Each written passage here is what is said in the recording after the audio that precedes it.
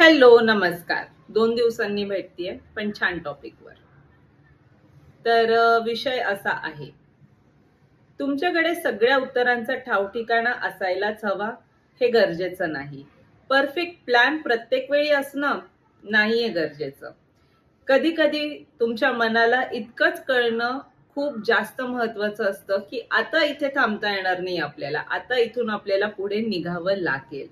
आणि या विचारांनी मन इतकं गहिवरतं आणि तुमच्या भावना इतक्या दाटून येतात आणि या सगळ्यामुळे तुम्हाला असं वाटतं, की अरे नाही, आता ना हा अंधार आहे आणि प्रकाशाची उमेद खूप दूर आहे, असं तुम्हाला वाटत असतं, पण असं नसतं.